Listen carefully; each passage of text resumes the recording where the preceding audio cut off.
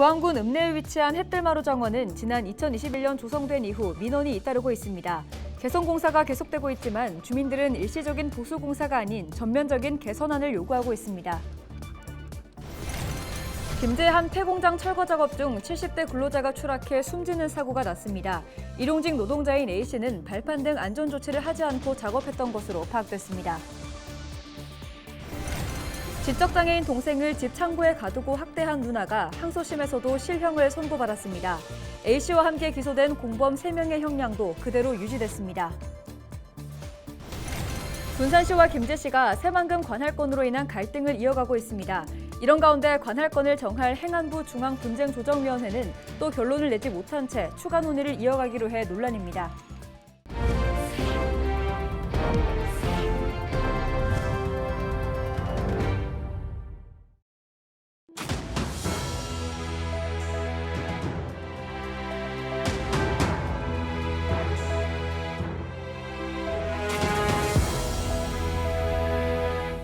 시청자 여러분 안녕하십니까? 헬로TV 전북뉴스입니다.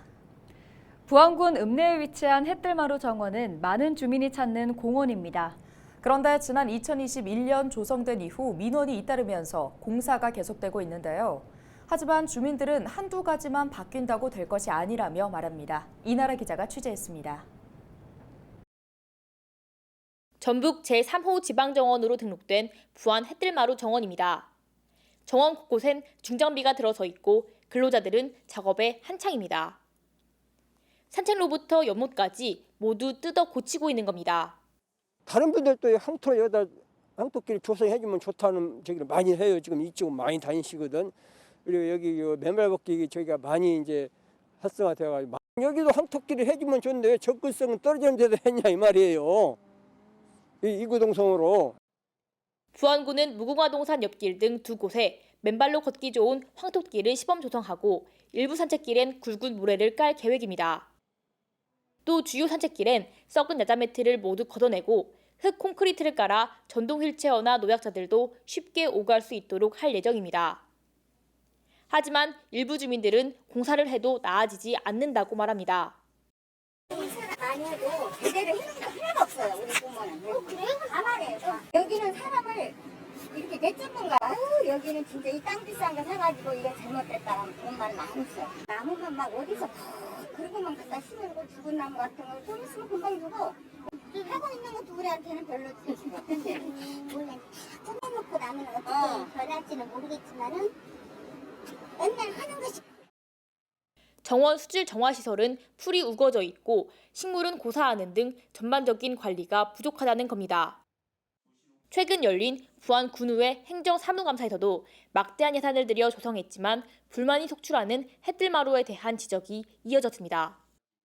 부안군은 정원 관리가 미흡했던 점을 인정하면서도 공사가 끝나면 주민 불만이 해소될 것으로 예상했습니다.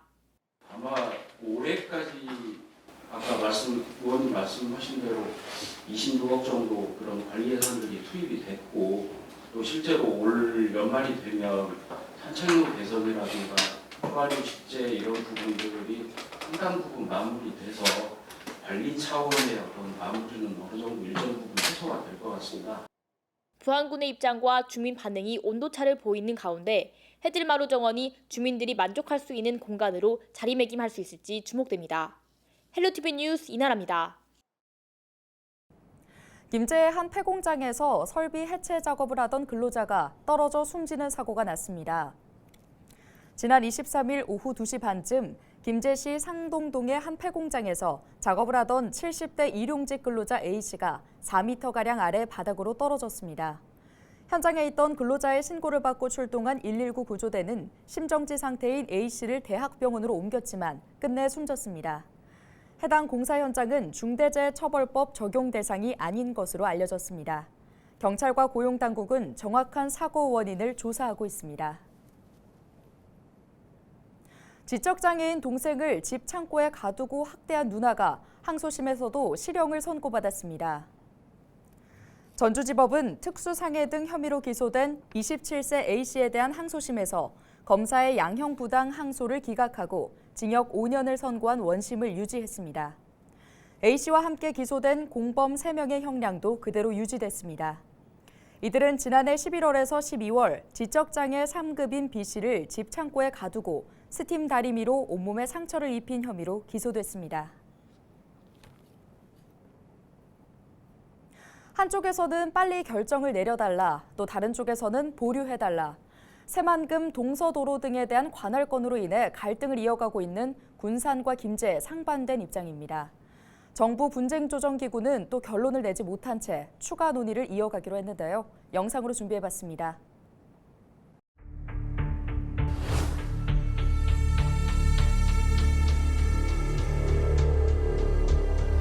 동서도로는 물론 만경 709까지도 도대체 군산 땅이라고 이기는 군산시 의견이 맞습니까? 지역 간의 분쟁에서 우리 대한민국이 오히려 더 손해를 볼 수 있는 그러한 엄중한 상황이기 때문입니다, 여러분.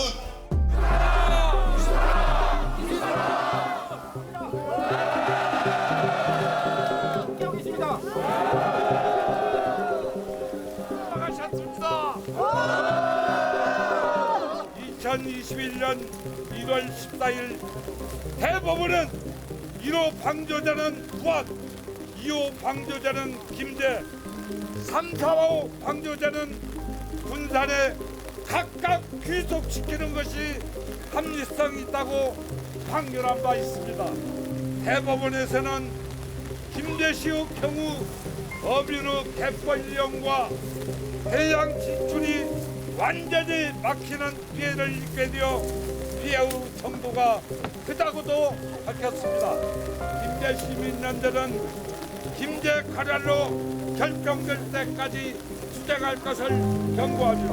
정부에 보류시켜 달라는 의견을 냈다는 저는 다른 말은 다 333 대의 주소가 어딥니까? 김제시 진북면 10호리 13번지입니다.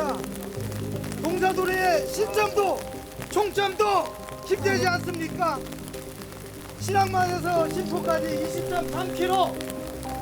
동서도로는 물론 만경 709까지도 도대체 군산 땅이라고 이기는 군산시 의견이 맞습니까?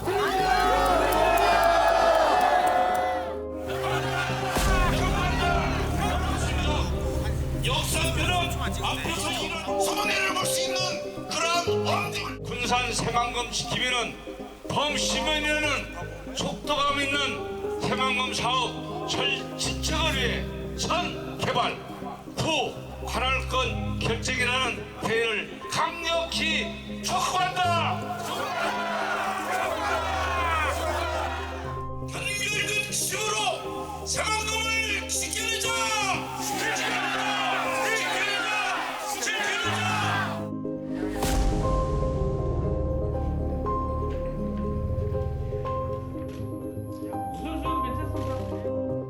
군산시와 김제시가 관할권에 관해서 상당히 의견이 지금 첨예하게 대립되어 있는 게 사실입니다.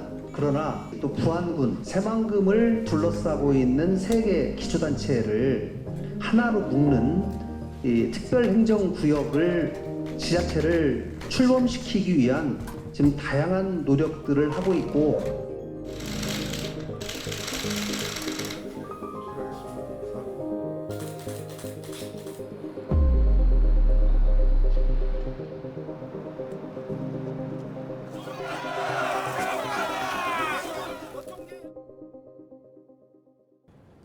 날씨가 쌀쌀해지면서 캠핑의 묘미인 겨울 캠핑 떠나시는 분들 많으시죠. 이른바 불멍하시는 분들, 춥다고 실내로 화로를 들였다가는 큰 사고를 당할 수 있습니다. 색깔도 냄새도 없는 일산화탄소가 캠핑객들을 위협하고 있습니다. 보도에 전소연 기자입니다. 텐트 안에 불 붙인 수치 담긴 화로를 넣습니다. 화로를 실내에 들여놓자마자 일산화탄소 경보음이 울립니다. 텐트 문을 닫고 10분이 지나자 일산화탄소 농도는 1900ppm 이상으로 치솟았습니다. 측정 기기의 측정 범위를 벗어나서 이 측정 기기의 측정 범위가 1900ppm이거든요. 그러니까 1900ppm 이상. 환기가 되지 않는 곳에서 800ppm 농도의 환경에 2시간 정도 노출될 경우 실신할 수 있고 1600ppm 환경에서는 목숨을 잃을 수 있습니다. 장작을 태우는 화로를 넣었을 때는 7분 만에 일산화탄소 농도가 1500ppm까지 올라갔습니다. 연기가 나지 않는다고 안심하고 수치나 장작을 실내에 무심코 들였다가는 일산화탄소 중독 사고를 당할 수 있습니다. 지난 12일 충북 영동의 한 캠핑장에서는 중년 부부와 5살 아이가 숨진 채 발견됐고 하루 전날인 경기 여주에서도 캠핑 중이던 50대 부부가 사망했습니다. 경찰과 소방은 밀폐된 텐트 안에서 숯불 화로를 사용하다 숨진 것으로 보고 있습니다. 지난해 기준 최근 3년간 캠핑 중에 발생한 일산화탄소 중독 사고는 123건에 달합니다. 전문가들은 불씨가 잦아들었더라도 화로를 실내로 들이지 말아야 한다고 강조합니다. 수치랑 장작 화로는 절대 실내로는 가져가지 마시고 난로 종류 그리고 전기를 사용한 난방 장치를 사용해 주셨으면 좋겠습니다. 또 일산화탄소는 눈으로 볼 수 없고 냄새도 나지 않기 때문에 등유난로 사용 시에도 텐트 내부에 일산화탄소 경보기를 꼭 설치하고 자주 환기를 시켜야 합니다. 헬로티비 뉴스 전소연입니다.